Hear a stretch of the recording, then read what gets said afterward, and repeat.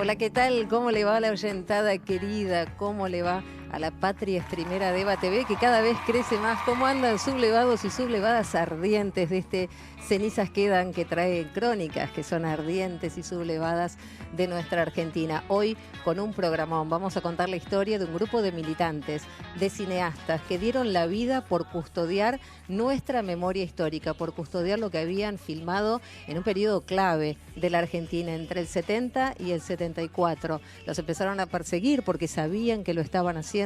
La dictadura quiso hacerlos desaparecer, en algunos casos lo logró, pero ellos tuvieron que tomar la decisión. ¿Custodiaban el material o lo eliminaban? ¿Y qué hicieron? Lo custodiaron. Hoy vamos a contar la historia de héroes y heroínas que preservaron ese material fundamental, usaron el cine como una herramienta de revolución y llegaron hasta acá. Pero antes, para hacerlo, por supuesto, vamos a presentar a mi compañero de todos los días, ardiente y sublevado, ustedes saben él, Roberto Caballero. ¿Cómo anda, Caballero? Sí, saco pecho yo. Más ardiente y sublevada será usted, Otaviano, se lo tengo que decir una vez más. Sí, me gusta. Qué lindo programa el de hoy, sí, porque estamos hablando de metros y metros y metros de celuloide que forman parte de las imágenes fundamentales del Lucha y Vuelve, esa gran gesta juvenil, pero también popular, por el retorno del general Perón a la patria, y que también, entiendo yo, y a esta altura y con mucha perspectiva, ¿no?, a la distancia, es una epopeya del pueblo argentino en su totalidad. Gente que preservó, custodió, y hoy vamos a estar ofreciendo aquí en este programa imágenes que muchos no conocen, otros que no saben cuáles son su origen, y van a poder descubrirlo junto a nosotros y nosotras.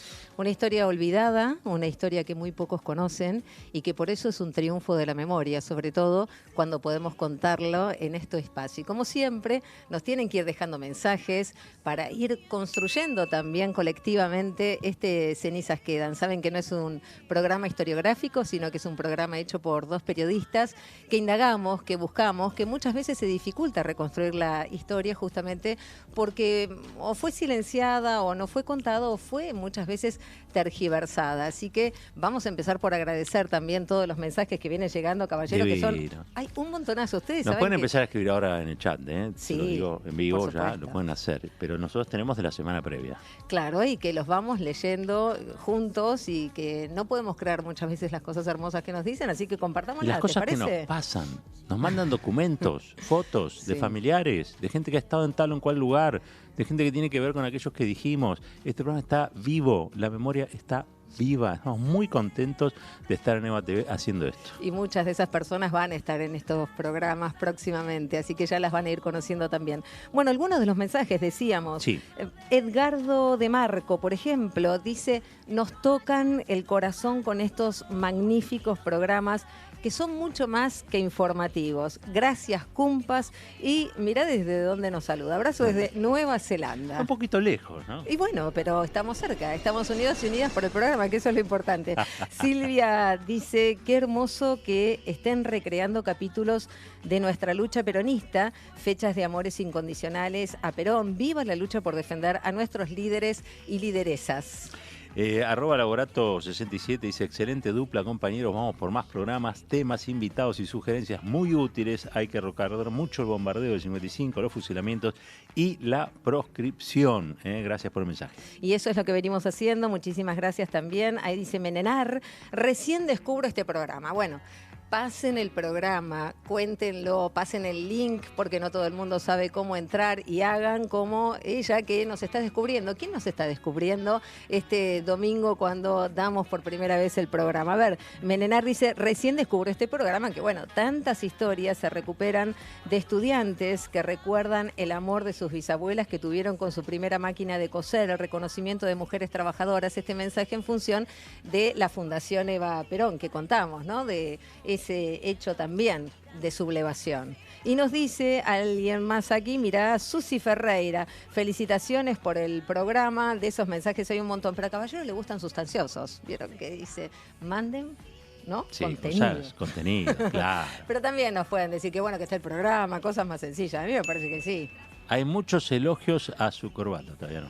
Bueno, hay desde todos los puntos de vista, pero si hay algo que no quería que importara fuera, justamente la vestimenta. Por eso la repetimos todos los programas. Tenemos un carácter obrero, compañero, en este programa.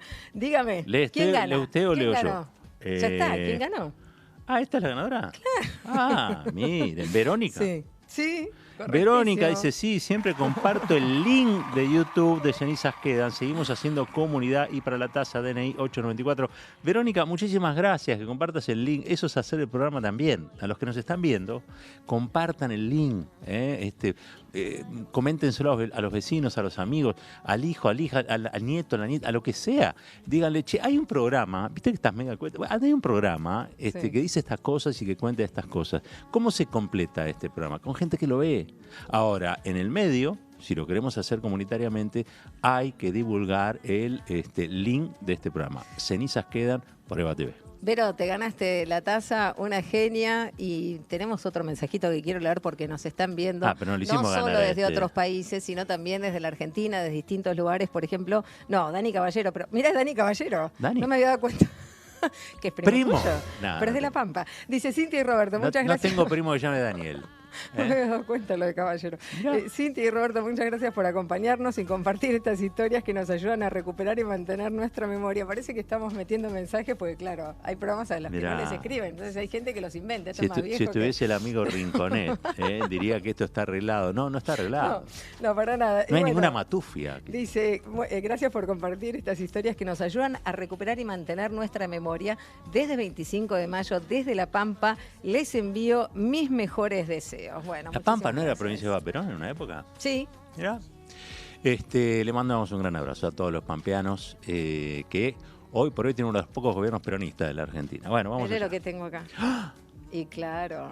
Dios. Para esto van a tener que participar hoy. ¿Muestro un poquito? A ver, ¿qué es? ¿Qué es? No muestra nada. Un poquito. No, deje el suspenso. ¿Un poquito? El material. Si muestra un poquito de celulosa. Bueno, de celulosa puede ser. Tienen que escribir, ya van a ver, como siempre, lo que estamos regalando hoy tiene que ver con el contenido del programa. Nos dejan el mensaje en el chat. Y Ruli, te digo que te ganaste la taza anterior, la de Eva Perón. Déjennos, además del nombre y los últimos 3 del DNI, una forma de contacto. Puede ser un mail, puede ser un teléfono. Y esto, Ruli, es directamente para vos porque andás ahí por los chats diciendo ¿cómo hago para que me den la taza? Bueno, de esa manera, déjanos un mail o alguna forma de comunicación contigo, así podés encontrarte con esa taza maravillosa. Peregrinando de chat en chat, pidiendo la taza. No es así. No, sí es así, al contrario, sí nos encanta darla. Bueno, caballero, vamos a viajar a la ciudad de La Plata, ¿le parece? ¿Nos ponemos en tema? Sí, nos ponemos en tema. Bien. Un poco de contexto.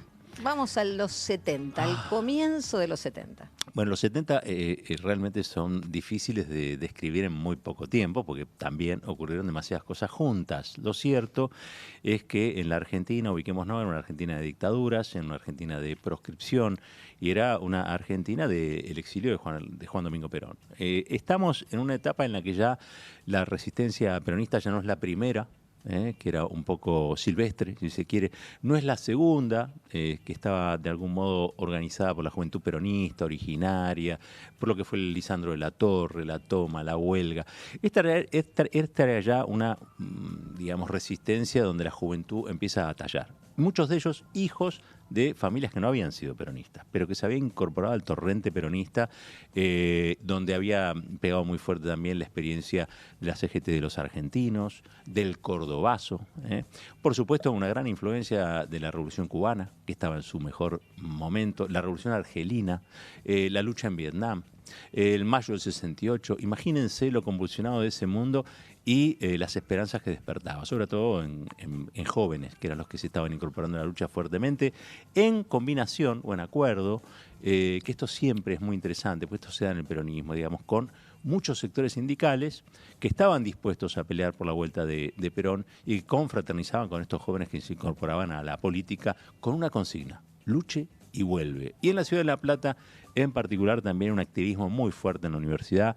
Estaba por ahí la Federación Universitaria de la Revolución Nacional, la Federación de Agrupaciones Eva Perón, estaba el Turco H, muchos de ellos luego vamos a contar, digamos, los detalles, pero bueno, muchos de ellos después perseguidos por la AAA, asesinados en algunos casos, por la dictadura cívico-militar.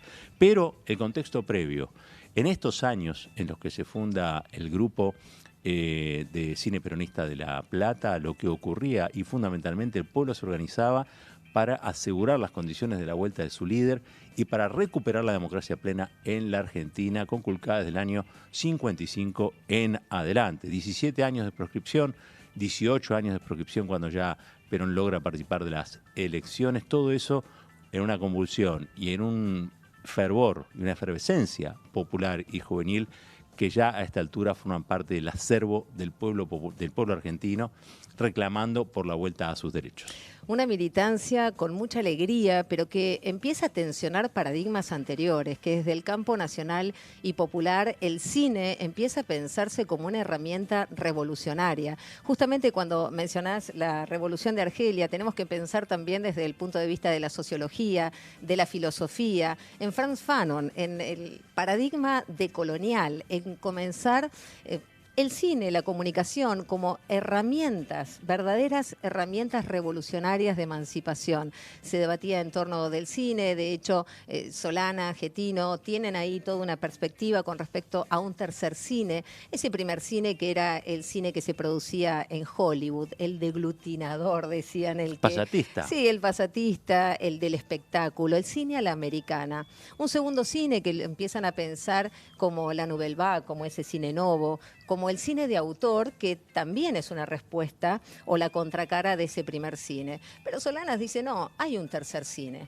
Hay un tercer cine que es de sublevación. Hay un tercer cine que tiene que contar nuestras propias historias, un cine nacional. Y todo ese movimiento, en líneas generales, Roberto, se suele conocer más justamente el cine Liberación o el cine de las bases. El Raimundo Gleiser lo tenemos mucho más presente, pero en La Plata empieza a surgir un grupo de cine peronista, el Grupo de Cine Peronista de La Plata. Y tiene que ver justamente el cine de La Plata con el cine universitario, tiene que ver con la escuela de cine. Vos sabés que ya en el segundo plan quinquenal de Perón incluye la creación de un departamento de cinematografía en lo que era la Escuela Superior de Bellas Artes de la Universidad Nacional de La Plata. El cine en realidad se practicaba, se hacía, se aprendía como oficio, ¿no? Haciéndolo. Sin embargo, empieza la formación en el ámbito universitario y si vos te fijás en los registros desde la década del 56, desde el 56 más precisamente en adelante,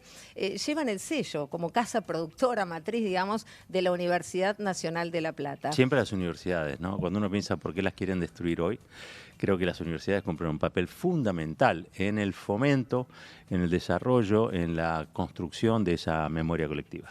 Y sabemos cómo fue esta historia porque quienes custodiaron ese material están aquí para contárnoslo. En un ratito nada más vamos a estar entrevistando a Nemesio Juárez, uno de los protagonistas, uno de los héroes, de los custodios de nuestra memoria, de nuestro legado. Pero vamos a escuchar primero, si te parece, a José Pereira. Sí. Él también integró este grupo y gracias al Archivo Oral de la Colección Documentalistas y Cineastas del Archivo Nacional de la Memoria, nos cuenta esto. ¿Cómo empezaron a hacer el cine político, el cine documental, la revolución que soñaban cómo hacer? ¿Qué tenía que ver el cine entonces para lograrlo? Empezamos a hacer cine político directamente. Y poco a poco nos fuimos organizando, hasta que se da en el año 72 la necesidad de lanzamiento de la campaña Lucha y Vuelve, que la organiza la Juventud Peronista. Y se hace un acto en la cancha Cambaceres, en la localidad de Ensenada, en las afueras de La Plata, una localidad vecina de La Plata, y ahí decidimos organizarnos como grupo de filmación. Y a partir de ahí empezamos a consolidar el grupo de cine. Y empezamos a fijar de alguna manera el por qué filmar y desde qué óptica filmar. Lo importante era la militancia política. La cámara fotográfica de alguna manera solamente era Ojo, cámara fotográfica, cámara cinematográfica y grabador de cinta abierta. Teníamos claro de que antes que cineastas o fotógrafos éramos militantes políticos. Pero aparte de eso, el grupo de Cine Peronista de La Plata no era solamente un grupo de rescate de imagen, rescate de testimonio, sino también un grupo de difusión de material político en distintos niveles políticos. Si bien la FOR era de la universidad, la FOR de alguna manera formaba parte también de otros grupos de superficie, como por ejemplo la Juventud Peronista, la Juventud Trabajadora Peronista, algunos sindicatos, y a donde había que hacer alguna función de cine, para eso contábamos con material propio y de otros grupos. Por la carrera había pasado también Raimundo Gleiser, y también organizamos funciones con el material de Raimundo Gleiser. Y después también teníamos mucho material latinoamericano, mexicano, venezolano, boliviano. Había mucho intercambio de material. No había... No se olviden de poner su like, de dejar los comentarios en el chat. Yo siempre reclamo que sean sustanciosos, pero también puede ser uno que nos haga saber que están al otro lado. Estamos escuchando algo que es muy importante, uno de los protagonistas, y ahora vamos a entrevistar a otro de los protagonistas de lo que yo entiendo es un papel clave, el registro de lo que sucedía desde una perspectiva que es la militante. Hoy, cuando la militancia es perseguida y tan diabolizada por ciertos medios hegemónicos, donde se la persigue incluso hasta judicialmente, estamos hablando de una etapa en la que la militancia para muchos y para muchas era casi todo o casi toda su vida. Es que era la forma de que el pueblo tomara conciencia de lo que estaba ocurriendo. Por eso iban a fábricas, iban a sindicatos, iban a los barrios, a pasar ese material que registraban, pero no como recién explicó Pereira, como mero registro, voy y filmo. No, había un posicionamiento político. Se dice que el cineasta que no conoce su historia nunca va a lograr una mirada auténtica, profunda, que tenga que ver con sus propias raíces y su historia. Bueno, ellos efectivamente lo hicieron. Y no solo pasaban su material, sino que, por ejemplo, pasaban la hora de los hornos. Y eso implicaba debate. Bueno, que nos cuente Pereira, a ver un poco más de ese tiempo, dale. Todos los fines de semana teníamos 1 o 2 funciones de cine en distintas fábricas, unidades básicas, a donde fuera. Si nosotros hacíamos una función de cine era porque había que, era para hacer militancia política a través del cine. Si no, no servía para nada. No, nadie hacía la revolución viendo una película y después se iban. Nosotros teníamos un punto de vista privilegiado.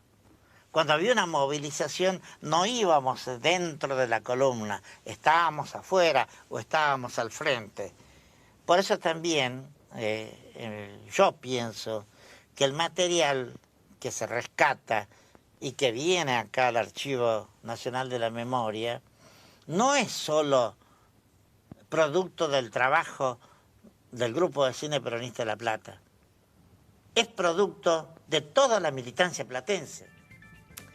Siempre esta generación con la mirada colectiva, ¿no? Independientemente de quién hubiera hecho la filmación, se trataba de un colectivo del Grupo de Cine Peronistas de La Plata, y que incluso lo pensaban, era de toda la militancia, y que nosotros pensamos es de nuestra historia, y por eso estamos tan agradecidos y agradecidas de poder hacer este programa, de poder mostrarles aquello que filmaron y que custodiaron, que dieron su vida para que hoy lo podamos tener, y que esta historia casi no es conocida y merece y debe ser reconocida por otra parte. Bueno, ahí nos dice Pereira también el valor testimonial que tiene todo este acervo, todo este legado. A ver. El material tenía un valor.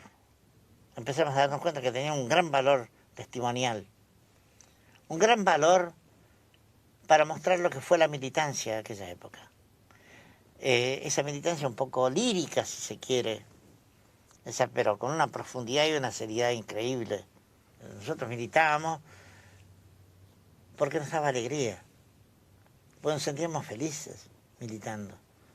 No militábamos, no pensábamos que la militancia era una cosa, digamos, dura, un sacrificio o un acto de arrojo. No, la militancia nos daba felicidad. Lo que ansiamos es que el material sirva como, digamos, como herencia para los que vienen, nada más. Me emociona un montón como herencia, es nuestra herencia. Creo que el otro día leíamos una frase de Megafono La Guerra, ¿no? Esas botellas tiradas al mar, el pueblo dejando sus mensajes, y definitivamente lo vivenciamos como nuestra herencia, por eso tanto agradecimiento. Ese grupo de cine político, de cine peronista de La Plata, estuvo integrado por Néstor Narciso Fonseca, más conocido como Pichila, Eduardo Leonetti, Jorge Enrique Mendoza Calderón, el Piura, Andrés Fernando Azor, el Gancho, Arquímedes Solalten Polili, el Pampa, Adam Reinaldo Hack, Nalo, Julio Horacio Urtubey, el Gordo, José Pereira, por supuesto, Yuyo, que recién lo estábamos viendo, Nélida Ofelia Villarino, Nelita, como grupo fundador. Y tenemos a Nemesio Juárez, caballero, qué honor en este programa, porque la historia continuó y necesitamos seguir contándola y la vamos a contar con él. Muchísimas gracias por estar acá, es un verdadero honor. Estamos emocionados, tenemos que reconocerlo, no lo habíamos pensado así, pero así surgió. Yo estoy emocionado también por la índole de este programa, ¿no? Sí, y les agradezco la invitación y me parece muy pertinente en este momento rescatar lo que puede ser útil también para el día de hoy de esa experiencia, ¿no? Porque todavía está viva. Es decir, el último rescate que tuvo el archivo fue una semana antes que asumiera Milei. Nosotros teníamos claro que ese material corría peligro en el Archivo Nacional de la Memoria. Lo habíamos insertado allí sabiendo que estaba en condiciones apropiadas de su mantenimiento, etcétera. Después de un hallazgo y de una desaparición de mucho tiempo de ese material, hasta que lo conseguimos encontrar. ¿Cuántos años? Y, a ver, hará 10 años que lo recuperamos más o menos. Mirá. ¿Y cuánto tiempo estuvo desaparecido, digamos? Mucho tiempo estuvo oculto, digamos. Te digo, descontado desde el 74, que por ahí debe haber sido la época que se preservó ese material. Ese material se guardó en una casa y el único que sabía la dirección de esa casa era el Piura. Y él murió en la mesa de tortura sin decir la casa dónde estaba ni nombrar a ningún compañero. Y le preguntaban sobre el material porque por supuesto, era el registro de las movilizaciones. Por supuesto. Además, fue previsor eso porque ya nos habían amenazado a AAA, ya había muerto, lo había matado a AAA, al Gordo Urtubey y a Nelita, su compañera, aparecieron acribillados y quemados adentro de un Citroën en el camino que va de Punta Lara a La Plata. Y las amenazas nos amenazaron a todos de la AAA. Y fue previsor saber que lo que se venía iba a ser peor y que ese material podía servir para definir rostros, etcétera. No con la calidad, obviamente, que tienen hoy para detectar inmediatamente, pero lo podían hacer fotograma por fotograma, ¿no? Ahora, ese material, perdón, ese material del que estamos hablando, porque también lo comentaban recién, digamos, ¿de qué estamos, concretamente qué era? ¿Cajas? ¿Tenemos eso? Pero claro, ¿te parece? ¿Tenemos material? Claro. ¡Qué maravilla! A ver, vamos a ver un poco de ese material y vos nos vas a ir contando. ¿Cómo no? ¿Te acordás de todo, no? ¿Te acordás? Todo. Porque nos preguntábamos, ¿se acordará de los momentos? Bueno, mira, sí. Las pintadas. Libertad a los detenidos de William Borris. Cesare. Perón presidente, libertad a los combatientes. Muchas de estas pintadas están en las propias paredes de la Escuela de Cine, en realidad de la Escuela de Bellas Artes de La Plata. ¿Cómo era estudiar ahí y militar estudiando? Bueno, fue hermoso porque hubo un honesto examen de conciencia de los docentes de ese momento.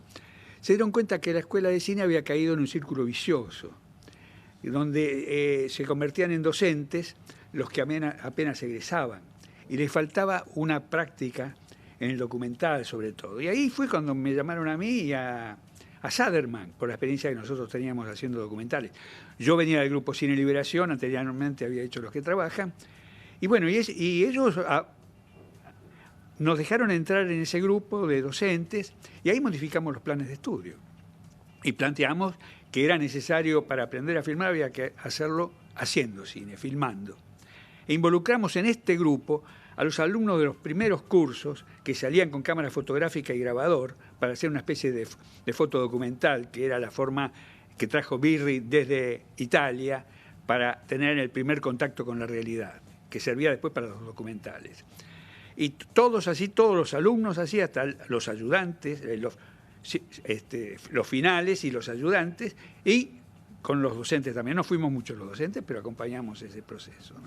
Ahora, lo que tenés que contar es cómo iban a hacer ese registro, el grabador, el sonido por un lado, la imagen por el otro, y también por qué estas imágenes no tienen el audio. Bueno, no tienen el audio por un sistema, era un sistema doble. La filmación estaba separada del sonido, no como ahora que a través del video tenemos la banda sonora incluida. Entonces, lamentablemente, la banda sonora de todos estos momentos, no te digo los momentos de represión y de mayor violencia, esos momentos, salvo la masacre de Ezeiza, donde yo filmé en el palco, esos momentos en general no tienen, hemos perdido el sonido, porque se hacían como dijo Yuyo, recientemente fallecido, el querido Yuyo, se hacían en el UER, era de cinta abierta, pero el material se perdió, el material sonoro se perdió lamentablemente. Y estas imágenes, por ejemplo, que estamos viendo en este momento, ¿es la primera vez que se pasan? Acá está Fabio en el palco. Ahí está. Está Fabio en el palco, que hizo una especie de autocrítica también. En un momento se dio cuenta que lo estaban usando como locutor y estaban ocurriendo cosas debajo, detrás, al costado. Sí, son las imágenes del palco de Ezeiza. Por ahí ahí aparece una cámara, en una filmación mía, aparece una cámara que es de Fredriksson, que es un cameraman argentino que filmaba para la televisión holandesa. Acá en el palco estaba al lado mío, era una cámara hermosa de Claire, y muere 10 días después. Es el camarógrafo que filmó su propia muerte en el primer intento de derrocamiento de Allende en Chile. Ah, sí, lo tengo. Estamos hablando acá de lo que fue, o se conoce como la masacre de Ezeiza. Esto es posterior al 11 de marzo del 73, que fue como el punto culmine de la campaña de Lucha y Vuelve, ¿no? Ustedes tienen registro de toda la previa, y esto es ya sobre el final, porque ya después viene el 74 y la operatoria de la AAA, ¿no? Claro, yo pienso que lo definitivo de Lucha y Vuelve fue la llegada de Ezeiza de Perón por primera vez, y la necesidad del pueblo, de la militancia, de unirse, de cruzar el río La Matanza, en un día muy adverso, llovía mucho, había barro por todas partes. Y eso fue una épica impresionante que nosotros pudimos registrar. Yo tengo una anécdota muy simpática. A ver. Yo filmé todo eso y después damos por concluido, me acompañaban Nelita y Urtubey, y en un viejo de KW que yo tenía, y dijimos, bueno, ya está, empezamos a volver y el clima cambió, empezó a salir el sol y todo. Entonces digo, che, ¿qué les parece si volvemos? Y los compañeros dijeron, sí, dale, vamos. Y agarramos de vuelta a la Richeri. Y encontramos a un grupo de la policía de infantería en los alrededores del puente 12, que estaban todavía allí. Y entonces dice, espérenme, fui y hablé con el responsable. Y le solicité si nos permitían filmar, que éramos de la Escuela de Cine de La Plata. Sí, cómo no, cómo no. Entonces los empecé a alinear, cruzando toda la avenida, a medio metro cada uno, y empecé a hacer primeros planos con el lente 10 milímetros Angenier, que es una maravilla, cuida los movimientos bruscos, etc. Y es un lente que te olvidás del puestafoco, pero para hacer un primer plano que no deforma, como el ojo de pescado, tenés que estar a 10 centímetros de la cara. Nada, vos tenés nada. foco de 10 centímetros infinito. Entonces empecé a pasar la cámara sobre los rostros de ellos, y yo sentía que cada uno de ellos iba diciendo, dale, che, poné cara de hijo de puta. Dale, dale, y terminé esa filmación 10, 12 cruzando. Yo también me entusiasmé. Dije, bueno, ahora vamos a hacer otra cosa. Voy a pasar la cámara por el medio, por la cintura. Son de actores. Sí. Está grave. Pará, que la historia es. Y entonces empecé a filmar y digo, bueno, los primeros están con el fusil lanzagases cerrado. Los otros van abriendo, los que siguen, 2 o 3 más, empiezan a cargar las granadas. La granada. Sí, de la granada. Y los otros van cerrando. Y termino de filmar eso, a unos planos más, y se siente una voz de abajo. Ahí estaba el tristemente célebre destacamento Güemes. Sí, después fue sí. un lugar de tortura. Se siente una voz de abajo que dice, traigan acá esos manga de boludos. Mirá. Bueno, bajamos, nos hicieron una espera ahí, decían que, bueno, váyanse desvistiendo que el coronel los va a interrogar. Era una chica.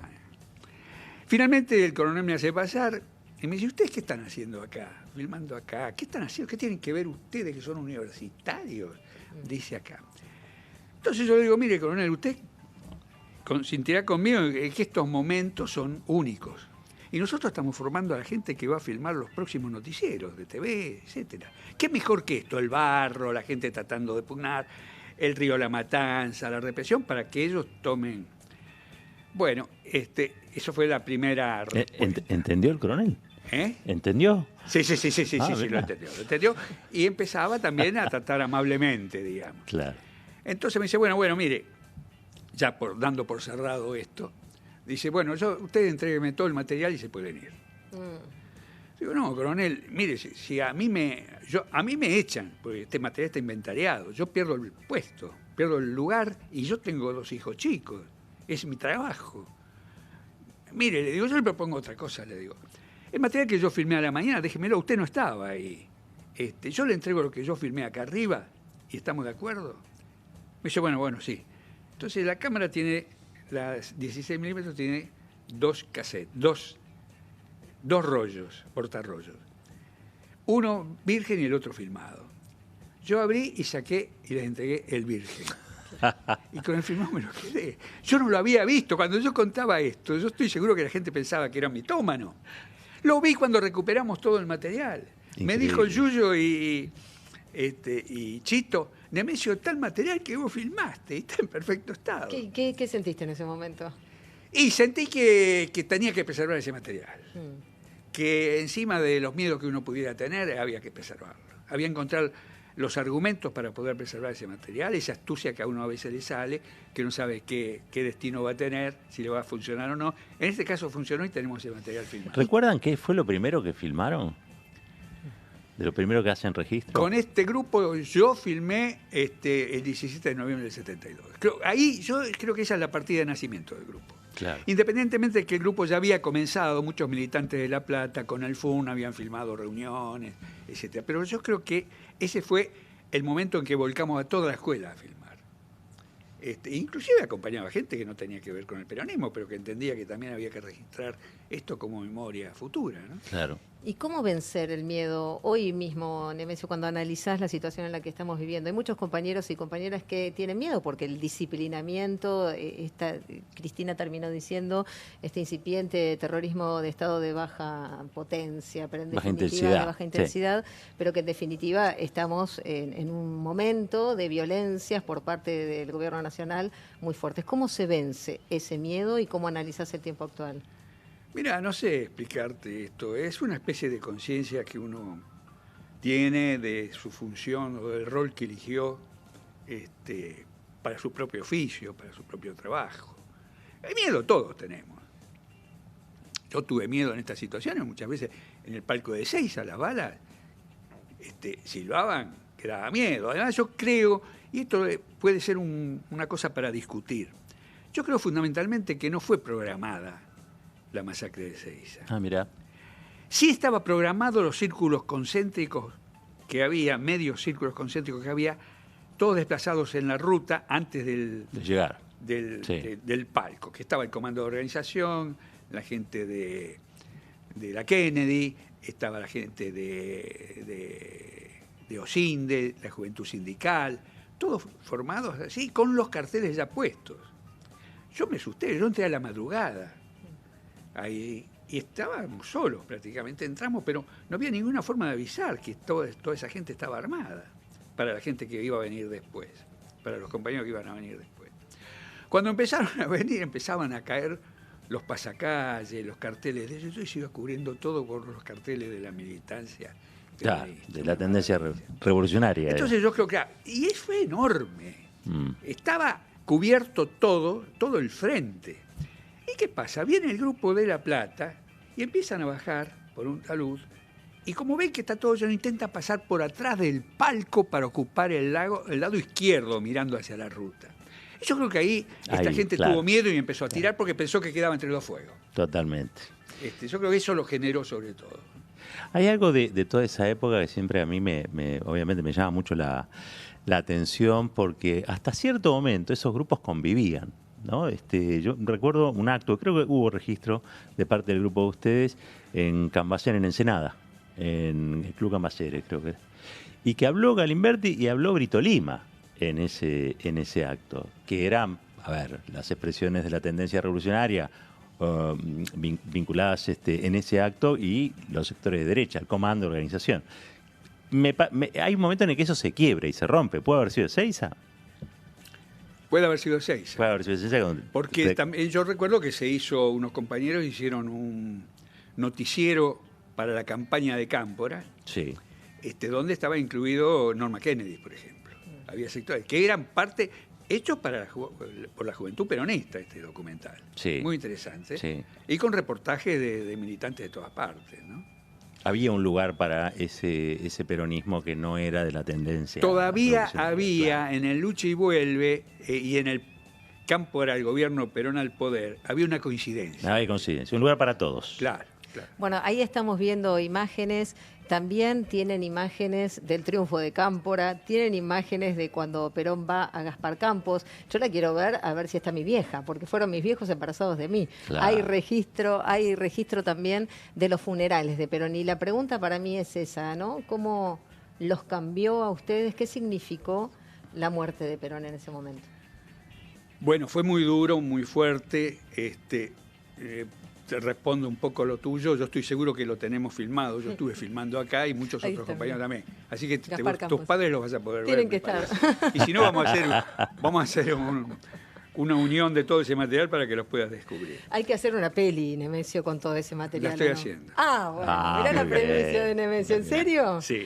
Pero no lo sabíamos. Sí. Qué gran noticia, porque justamente, bueno, compartimos con la audiencia, todo este material no forma parte de una sola película, pero ahora le está haciendo... No, este es uno de los problemas que tuvo este material. La gente, todos los compañeros lucharon mucho por su preservación y se le dio mucho énfasis a la preservación de este archivo. Cuando hoy día este archivo es casi un símbolo, porque ya está digitalizado, ya está muy digitalizado, ya es imposible anular para la historia esto. Claro. Entonces, a mí la muerte de Perón me conmovió porque yo tenía un proyecto de hacer una película, lo compartí con el grupo Cine Liberación, que se iba a titular Perón, un líder y su pueblo. Entonces, cuando murió Perón, nos reunimos con el grupo, con Pino, con Getino y con Vallejo, y yo planteé la cosa, yo salgo a filmar estos días. Y me dicen, bueno, Nemesio, me dice Pino, ¿qué necesitas? Yo te puedo dar material, ¿vos tenés material? Sí, tengo material, tengo 120 metros, una cosa. Bueno, yo te doy 120 metros más. Dice, ¿y necesitas la cámara? No, yo tengo cámara, no te preocupes, lo que necesito es que me des una mano, influyendo al gordo Abelardo Kuznir, que es muy buen sonidista, para que me acompañe. Sí, quédate. Y yo salí a filmar los 4 días. Filmé todo. Entonces ahora estoy haciendo una película. Ese material lo filmé yo fuera del marco de la Escuela de Cine de La Plata. Sí. Y lo preservé también, en 16 milímetros. Lo digitalicé hace 5 o 6 años. Y ese material es la base, la estructura de una película, se va a titular Requiem, Perón, un pueblo y su líder. Ahí estamos viendo imágenes, mira. Claro. Y en ese, ahí está. Esos son materiales, estos son de los filmados por el Grupo Cine Peronista de La Plata, donde yo lo incorporo también. Cuando lo grueso es ese material que es inédito, totalmente inédito, que yo filmé en esos días. Entonces esa es la estructura, la columna vertebral de la película, pero allí van a confluir todos los momentos emocionales e importantes de la historia entre Perón y el pueblo.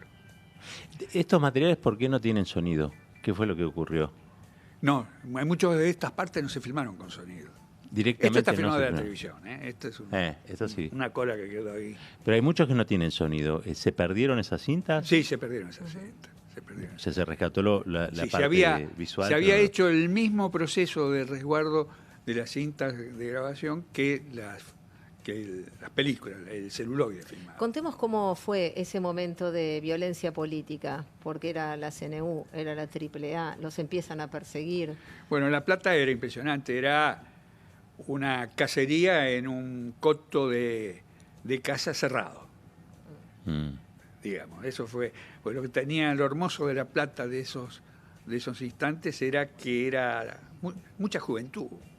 Había jóvenes en todos los bares, en todos los cafés, una efervescencia solidaria. Había asambleas, el famoso comedor universitario. Claro. Donde se Y hacían había las grandes asambleas, claro. Yo iba a dar clase y no sabía a qué hora iba a volver. El otro día tenía que levantarme temprano para ir a trabajar, trabajo fijo que yo tenía. Y porque uno era solidario, los docentes éramos solidarios también con las asambleas estudiantiles. Claro. Y además vos sabías que terminaba la asamblea, pero no sabías si el tren iba a llegar a tiempo, si te iba a dejar por el camino, los ómnibus, lo mismo. Pero era una maravilla de la parte divertida, la parte solidaria, amistosa que se había generado, ¿no? También eran generaciones que estaban como en la antesala de algo importante que iba a ocurrir, o por la vuelta de Perón, o por la construcción de una sociedad distinta, digamos, ¿no? Había como, convergían muchas cosas que hacían que ese tiempo se viviera con esa intensidad. Claro, acá Yuyo comenta, nosotros habíamos... La coincidencia del Grupo Cine Liberación fue alrededor del 1965. Cuando coincidimos todos, yo por dos experiencias truncas, después de haber hecho Los que Trabajan, me rechazaron 2 proyectos en el Instituto de Cine. Uno supuestamente por razones de pacatería, porque era la historia de una pareja joven, muy joven, que intentaba por no poder consolidar su matrimonio desde el punto de vista material, decidieron suicidarse en un hotel alojamiento. Es una historia real, y lo salvaron, además. Presento esto como proyecto, como un docudrama. Me lo rechazaron. ¿Gobierno de Onganía? Claro. ¿Gobierno de Onganía? Sí. O antes, ¿eh? Antes incluso. Por ahí, en el 64. No, yo en el 64 terminé Los que Trabajan. Sí, en el 65, más o menos. 65. Me voy a Santiago del Estero, Sí. hago un trabajo de campo como esto de fotodocumental para trabajar sobre una película sobre la cultura de la pobreza en relación con los trabajadores golondrinas, esos trabajadores que por razones de no tener trabajo en su propio territorio van a las provincias limítrofes. Vuelvo con un fotodocumental, presento un preguión con fotografía, había elegido a la familia y todo, y me lo vuelven a rechazar. ¿Otra vez? Y ahí coincidimos con Pino, con Getino, que como había una continuidad en los servicios de inteligencia en todos los organismos culturales, en las democracias débiles, que se fortalecía después con la dictadura. Entonces nos dimos cuenta que para expresarnos libremente, cualquiera sea lo que nosotros quisiéramos expresar, no solamente político, el caso de la historia de amor era también otra cuestión, o social, o... Sí, en un Romeo y Julieta. Claro, teníamos que, primero, aprender a manejar las cámaras, hacer el montaje, el sonido, poder fotografiar. Es decir, toda una capacitación que nosotros estábamos obligados a hacer. Porque la época de oro del cortometraje argentino, donde estaban financiados los cortos, donde comenzó Rodolfo Kuhn, Simón Feldman, etc., estaban tan apoyados de tal manera que podían recurrir a los técnicos de la industria del largometraje. Tenían los mismos iluminadores, los mismos cameraman que Lucas de Mario, Hugo del Carril, Torre Nilsson. Entonces nosotros teníamos que aprender nosotros esa mecánica. Y ahí fue cuando organizamos el Grupo Cine Liberación. Y también nos dimos cuenta que teníamos que aportar nuestros dineros, nuestros sueldos, nuestros aguinaldos, etcétera, para poder comprar los materiales y llevar adelante los materiales y la filmación y todo. Y una vez terminado ese proceso, teníamos otra tarea, que era crear circuitos paralelos de exhibición. Claro. Y ahí se arrancó, previamente a La Hora de los Hornos, se arrancó con las películas que nombró antes, los autores que nombró antes el Yuyo, que eran Now, de Santiago Álvarez, El cielo y la tierra, de Jory Stevens, Mayoría absoluta, de Brasil, Revolución, de Jorge Sanginés, de Bolivia, Los que Trabajan, la película de Laser también. Ese circuito eran teatros, unidades básicas, sociedades de Eran unidades fomento, básicas, bibliotecas, parroquias, parroquias, universidades, claro. casas de familia. Pero teníamos que también tener un mecanismo, es decir, cuando se proyectaba una película, estaba esa película sola en la proyección. Se terminaba la película, había tiempo para discutir un rato y aparecía el nuevo rollo, para no perder, como perdimos muchas veces, los materiales. Mirá. Toda otra época, caballero, Increíble, pero sí. lo claro era que había que defender esa memoria como legado, que era historia viva, ¿no? Esa es la potencia. Y la última, antes de pasar a Pablo Torello, porque nos mandó material, Pablo, está haciendo un documental, un largometraje, donde estás participando vos también, los archivos fílmicos del Grupo de Cine de La Plata. Pero contemos, aunque sea corto, cómo fue la defensa, dónde guardaron finalmente ese material y cómo lograron conservarlo. Bueno, cuando volvieron compañeros que se habían exiliado en Francia, sobre todo Chito Paredes, se contactaron conmigo y con otros más, y empezamos a tirar del ovillo hasta dar con estos materiales que habían sufrido cambios. Habían estado primero en el Laboratorio Sales, después en Cinecolor, etc. Y estaban bien preservados. Algunos, yo supongo que algunos materiales fueron copiados, porque había ciertas rayitas en el original que indican que pasó por un proyector, ¿no? Con una retina en un muy buen estado. Ese material decidimos preservarlo, como comenté antes. Y como había gente de confianza en el Archivo Nacional de la Memoria, era otra cosa la ex-ESMA Totalmente. en el momento que nosotros recuperamos el material. Yo hablé con esa gente, con Mariana Ruti sobre todo, y me dieron garantías, no solamente de la posibilidad de mantener en buen estado ese material, por las razones atmosféricas, etcétera, que necesitaba, sino que también había confianza. Cuando triunfa Macri nos preocupamos. Claro. Y hablamos con él y me dijo, no, mira, nosotros les vamos a avisar si hay alguna movida, les vamos a avisar porque ustedes pueden retirar el material, habíamos hecho un convenio firmado por responsables y todo. No pasó nada, absolutamente nada, funcionó bien durante todo ese periodo.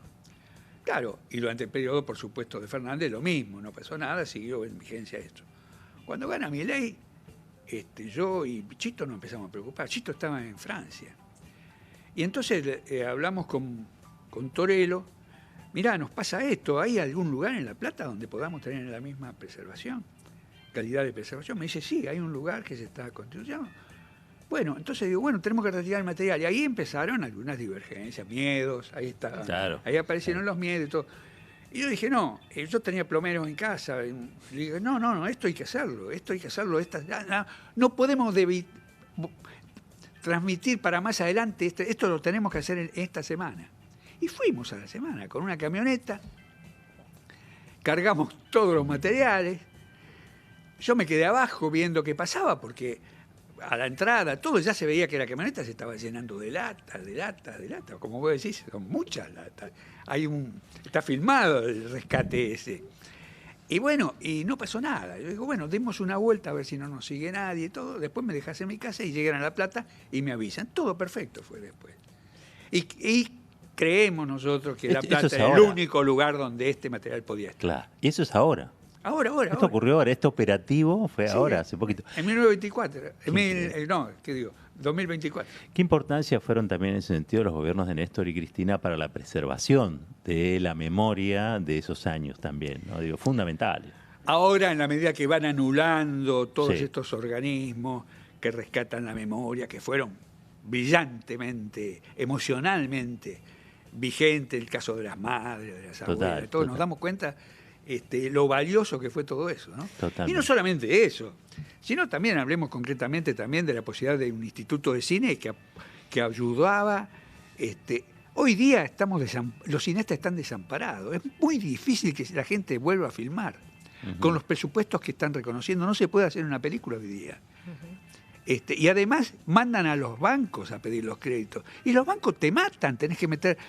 Las propiedades no te alcanzan lo que podés tener como un departamento y todo para el costo de una película. En tiempos en los que se está destruyendo la industria nacional, la industria cinematográfica, vamos a escuchar a Pablo Torello, cineasta, profe, ganador del premio Azucena Villaflor por sus trabajos, y por qué también es tan importante la universidad pública. Está Pablo haciendo la peli, los archivos fílmicos del Grupo de Cine Peronista de La Plata, y esto nos cuenta.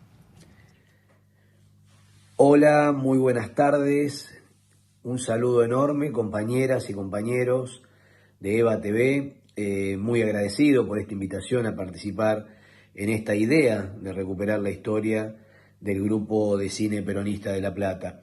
Antes de referirme en particular a este documental largometraje que estoy dirigiendo, creo importante destacar que la casa productora de esta película es la Facultad de Periodismo y Comunicación Social de la Universidad Nacional de La Plata. En esa misma universidad, en donde en los años 70 van a confluir docentes y alumnos de la carrera de cine que conforman más adelante el Grupo de Cine Peronista de La Plata. Para nosotros esto es muy importante, porque no solamente habla de la perspectiva histórica de estar hoy produciendo una película desde la misma casa de estudio, la Universidad Nacional de La Plata, sino para destacar o para significar la importancia que le damos nosotros a la investigación y a la producción de conocimiento dentro de la universidad pública y el aporte que esto hace a la construcción de la memoria de nuestro pueblo, de nuestra sociedad. Los archivos fílmicos del Grupo de Cine Peronista de La Plata es una película documental, largometraje que venimos rodando y produciendo desde hace más de 6 años. Y en esa línea de trabajo comenzamos el mes pasado la etapa de montaje. La historia la estamos abordando básicamente desde 2 ejes que consideramos indivisibles. Por un lado está la historia de los archivos desaparecidos, recuperados, ¿no? Ese derrotero de esas latas a lo largo de más de 40 años, esas latas que contenían material fílmico en 16 milímetros, en blanco y negro, sobre los hechos y acontecimientos de aquellos años urgentes que rodaban este grupo de compañeros. Y por otro lado la historia propia de los integrantes del grupo, este grupo que va a atravesar esos años como un reflejo prácticamente de esa generación a la cual pertenecieron. Está bueno decirle a las nuevas generaciones, a los más jóvenes, que esa generación de los años 70 abraza la militancia, creyendo en el sueño de una revolución y a través de esa revolución soñando y construyendo una sociedad más justa, ¿no? Ese sueño de esa generación que muchos dicen de ellos que estaba al alcance de la mano va a culminar con la tragedia en el inicio de la dictadura militar. En ese contexto es que la película la estamos construyendo en base a 9 entrevistas rodadas a los sobrevivientes del Grupo de Cine Peronista de La Plata. Es importante destacar que parte del grupo de cine va a ser víctima directa de la represión previa y durante la dictadura. En tanto que, bueno, hay integrantes del grupo que son asesinados por la CNU en La Plata antes del golpe, hay otros que son asesinados por la propia dictadura militar, otros parten al exilio y otros aún continúan en condición de detenido desaparecido. Son esos sobrevivientes quienes en la película van a reconstruir la historia, tratando de poner en perspectiva no solamente lo artístico y lo estético del material que produjeron, sino que también van a plantear como una tesis sobre la teoría y la práctica de ese cine. Van a referir ellos que entienden que esos registros, al menos eso tenían como idea, son y fueron la expresión de haber entendido al cine como una herramienta más de la lucha y de la militancia. Así que bueno, es un poco en esa perspectiva en la que estamos trabajando en esta etapa final, dura, de muchas horas frente a la computadora, de montaje de la película. Es decir, que nunca existió una obra que reúna todos estos materiales con un sentido determinado, quizás el de lo que tenían aquellos compañeros. Esto también es un proceso incompleto. Pero bueno, esas son las características de estos materiales encontrados y restaurados. son retazos. En esa idea que encuentro en la historia de estos archivos, la posibilidad de construir con ellos una metáfora de la propia suerte de los integrantes del grupo, ¿no? Esas tomas de esos tiempos que fueron omitidas, escondidas durante décadas, porque es importante decirlo, ¿no? La historia de estos compañeros del Grupo de Cine Peronista de La Plata no es conocida. Se conoce la historia del Grupo de Cine Liberación, se conoce la historia del Grupo de Cine de la Base. Sin embargo, estos compañeros que fueron contemporáneos a esa experiencia nunca fueron convocados a recuperar su historia, a revisitarla, a volver a hablar de los archivos, a volver a hablar de sus idearios.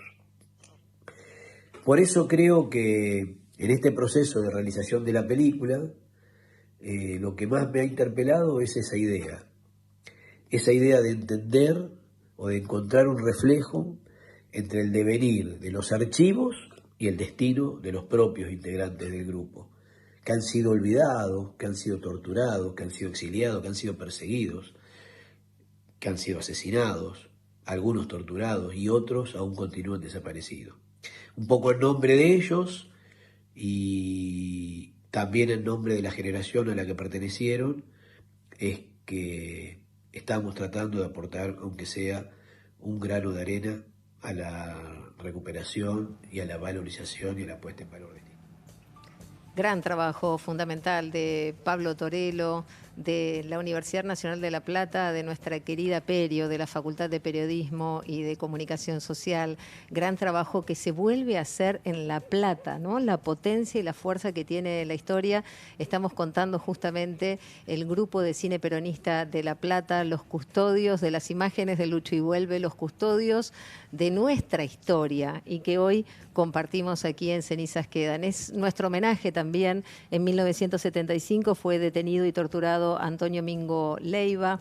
El mismo año, Julio Horacio Urtubey, que lo mencionamos, y su novia, Nélida Ofelia Villarino, ambos fueron asesinados. El 5 de octubre del 76 fue secuestrado Jorge Enrique El Piura, Mendoza Calderón, que de hecho lleva su nombre, ¿no? El archivo, autor de los funerales del general con Paredes y Pajés García. Ese mes también cae Alejandro Orvieto, que lo conocían como El Gurí, Carlos Marx. El 9 de marzo del 77 es asesinada Hilda Inés Olivier, conocida como la Condesa, como Ojitos. El 18 de agosto del 77 secuestran y desaparecen a Arnoldo del Valle Moyano. El 31 de mayo del 78 a Néstor Pichila Fonseca, autor de Hilandería de Berizo, fue secuestrado él en Mar del Plata, su cuerpo encontrado en el cementerio Parque de esa ciudad recién en 1984. Les recomiendo que vean el sitio justamente de graduados de coordinación allí de Derechos Humanos de Bellas Artes, donde pueden encontrar la historia de ellos, sus fotos, sus alegrías, sus luchas, sus memorias que llegan hasta hoy. Y por eso decía al comienzo, hoy es un programa en el que triunfa y grita victoria la memoria. Totalmente, y en esta crónica ardiente los recuperamos. Estas son las cenizas que quedan. Solo se trata a veces de avivar ese fuego. ¿Cómo lo hacemos? Bueno, este programa intenta hacerlo. Tenemos regalos. Tenemos regalos. Primero, bueno, nos dejaron mensajes, vamos a ir leyéndolos. Voy directamente, caballero. Uy, qué rápido, pero ¿por qué tengo que ir tan rápido después? Miren, regalones tenemos hoy. Libro espectacular de Clara Krieger. Muchísimas gracias, Clara, por este libro, Cine y Peronismo, el Estado en Escena. La primera edición se agotó, que está buenísima también. Mire, la tengo por acá. Esta es la primera edición del libro, la que vamos a estar regalando es la segunda. La última, se dio calentita del horno, sí. Porque tiene, no solo está corregida, sino que aumentada. Muy bien. Eso es muy importante. ¿Quiénes se llevan este libro? Bueno, sí. Lo va a decidir Lotería Nacional, si es que sigue existiendo la semana que viene, pero lo cierto es que sí pueden poner en el chat, quiero ese libro, hago un comentario sustancioso, bueno. y quiero ese libro en particular de Clara Krieger. y bueno, después vamos a ver quién se lo gana. ¿Y cuál otro? Tenemos otro. Dos, Revolución y Democracia, el cine documental argentino del exilio del 76 al 84 de Javier Campo. Estamos como ¿Qué queremos tul? ahí. Bueno, 2 libros. pónganos 2 librazos. alguno de los libros, algún libro en particular, o Sí. quiero participar del sorteo. Quiero participar. Hay está dos muy que bien. se van a llevar un libro. También aquí alguien que vino hoy se va a llevar un libro. Un regalo, un Ahora, obsequio. sí, ahora le voy a decir Un que homenaje. nos vamos a ir viendo los archivos fílmicos del grupo de cine, justamente el tráiler del trabajo que está haciendo Pablo. Pero antes tengo que recomendar La Cámara en Movimiento a 40 años del cierre de la Escuela de Cinematografía de La Plata, porque la dictadura la cerró. Sí. Este trabajo es de Igor Galuk, lo recontra recomiendo.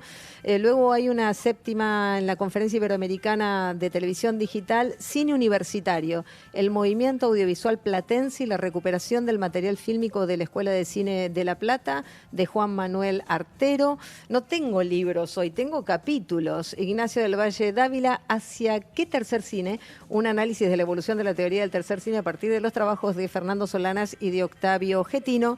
Tengo La izquierda peronista. ¿Qué le parece? Gran libro, Germán Gil, para entender la época que estábamos describiendo. Es una historia de la izquierda peronista, pero que obviamente se ensarta fundamentalmente en las sucesivas resistencias del peronismo hasta lograr la vuelta del general, el famoso Luchi Vuelve. Y no puedo decir tengo lo mejor, pero nos acompaña de lo mejor porque tenemos a quien ha construido esta historia, a Nemesio. Yo quería agregar algo como final de esto, ¿no? Algo que pensé mucho tiempo y que de alguna manera casi lo plantea Torello también. Que este material, la historia de este material, que es como una especie de metáfora de lo que fue la gran parte de nuestra generación. Ese material fue perdido, desaparecido, fue deteriorado por el tiempo, se creía perdido. Es un material que tampoco nunca consiguió, como decía Torello, una forma definitiva. Son fragmentos de realidad cuyo espíritu estaba en la terminación cinematográfica, cuando encuentra como una escritura, como un cuento no significa una frase, significa el conjunto de frases, como si faltaran terminar de articular las distintas frases que son los fragmentos de estas películas. Esa es una metáfora de nuestra generación y tampoco se logró conseguir armar esto hasta ahora. Sí fue muy responsable la recuperación de esos materiales. Pero estos materiales nosotros tenemos todavía como una deuda. Los que participamos en ella, los que participamos en la preservación de los materiales y todo, que es tratar de cumplir de alguna manera con la aspiración de esos jóvenes que se embarraban, que fueron torturados, que fueron perdidos, que se tuvieron que ir, etcétera, y que no, hasta perdieron de vista a los materiales, como yo había perdido de vista el del 17 de noviembre, no había aparecido, no sabía dónde estaba, etcétera. La recuperación de alguna manera dándole un sentido, y un sentido que tiene que ser, creo yo, un sentido para los días de hoy. Un llamado a la militancia y a la unidad para defender y recuperar lo que se ha perdido de este país. Volver a recuperar la soberanía y la conciencia social de lo que es un poder del Estado al servicio de la comunidad, que es lo que se ha perdido. Suscribimos totalmente. Te queremos regalar algo con Cintia. En realidad vas a ser la primera, el primer invitado en este caso que lo va a recibir porque lo recibimos fresquito. Lo puedes mostrar. Lo puedo mostrar. Sí, es un pingüinito que dice cenizas quedan. Uy, qué hermoso. Porque cenizas quedan. Obra de autor, ¿eh? Lo voy a llenar muchas veces con el vino. Uy, lo vas a tener que llenar unas cuantas. Es para el hermoso. consumo moderado ese, Ahí ¿viste? está el primer pingüinito de cenizas quedan. Porque no pudieron, a pesar de las bombas, de los desaparecidos, no pudieron, no podrán. Seguiremos adelante y sobre todo con el fuego que nos trajiste. Y esas cenizas que quedan se están uniendo en un fuego que va a hacer arder porque es parte de nuestra memoria, porque de lo que yo estoy armando junto con esto es más del 95% que no se ha visto. Mirá. Y lo que se vio ya está perdido. Lo que se vio a través de noticieros y todo. No tiene nada que ver con esto. Esto es otro espíritu. Son cosas filmadas desde dentro de la militancia, cuerpo a cuerpo, pasando por todas las vicisitudes. Lo vas a ver cuando veas lo de Gaspar Campos. Había tanta gente que te movía la cámara y no podías fijar la cámara en el momento que Perón aparecía en la Ese ventana. movimiento forma parte de la Claro, escena. forma digamos, parte de ¿no? eso. Claro, totalmente. Bueno, invítanos cuando estrenes, por Cuando favor, estrenes, te pido. por favor. Por supuesto. Nemesio, gracias por estar acá. No, gracias a ustedes por esta placer. presencia tan importante que están teniendo en el ámbito de la cultura. Qué grande, muchísimas gracias. Esto no lo hacemos solos, caballero, por supuesto que no. Tenemos una banda hermosa. Quiero escuchar qué se van a poner, porque que a veces se aplauden fuegos artificiales. Quiero saber hasta dónde puede llegar el fuego de este equipo con la sublevación de la dirección de Bruno Capaccioli. ¿Qué fue eso? Sí. Se Me dio cayó, miedo. se cayó. Sonido y asistencia de dirección, Sabino Gual, la coordinación general de producción de Pascual Caliquio y la producción de Emilia Raciati. ¿Cómo trabajamos? Este equipazo es un lujo y además tenemos un consejo que se las trae, que ya Totalmente. quédense hasta los títulos y hasta el final, porque arranca la Tere Parodi en ese consejo asesor que tenemos y no termina, creo que hasta Baschetti. Sí, sí, Araceli Bellota creo que es la última. Bueno, Si no Araceli recuerdo mal. Bellota. Sí, Ahora sí. nos vamos a aprender la lista de memoria, como cuando estábamos en la escuela, que sabíamos de principio hasta el final. ¿Qué le Ellos parece? son los que nos asisten. Nosotros les preguntamos cosas, ellos nos van diciendo, esto es por acá, esto es por allá, se pueden leer esto, se pueden leer. Así que bueno, son parte de este equipo. Toda la semana, Nora Patrick ahí mandándonos cosas, Jorge Giles, bueno, todo ese equipazo que tenemos, les agradecemos un montonazo. Nos vamos sirviendo, como les dijimos, los archivos fílmicos del grupo de cine peronista de La Plata, esta obra que está haciendo Pablo Torello con casa productora de la Facultad de Periodismo y Comunicación Social, nuestra querida Perio, qué honor formar parte de ese colectivo. Y nos vamos a reencontrar, caballeros, ¿saben por qué? ¿Cuándo? En cualquier momento. ¿Pero quiere saber por qué? ¿Por qué, che? Porque cenizas quedan y hay muchas más crónicas ardientes de la Argentina sublevada.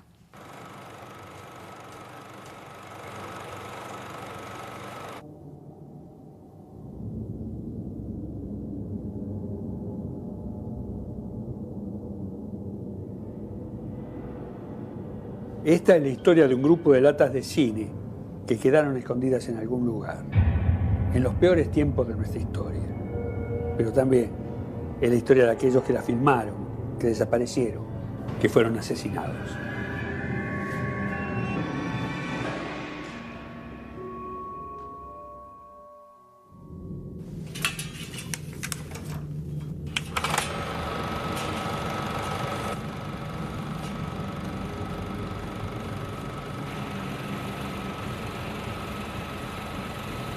El grupo de cine peronista filmó en La Plata entre 1970 y 1974, en un contexto atravesado por la militancia, el ambiente universitario y el lucha y vuelve de Perón.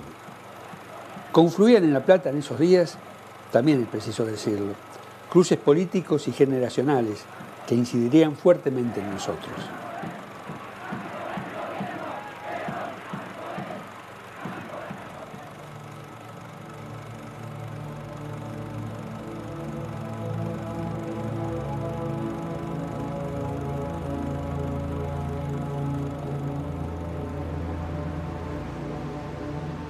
Éramos docentes y alumnos de la Facultad de Bellas Artes, estudiábamos cine y además éramos peronistas. Proyectábamos películas en forma clandestina. Se ponía el proyector, se armaba todo el equipo, se armaba la pantalla, que cuando está todo armado, aparecía el compañero con la película, se celebraba la película, se proyectaba y una vez que terminaba la proyección se iba.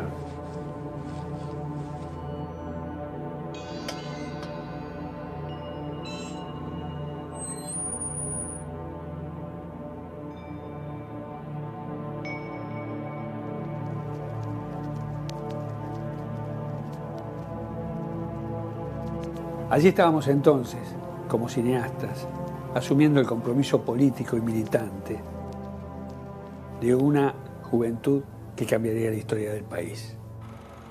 Entendíamos al cine como una herramienta de liberación y así decidimos usarlo.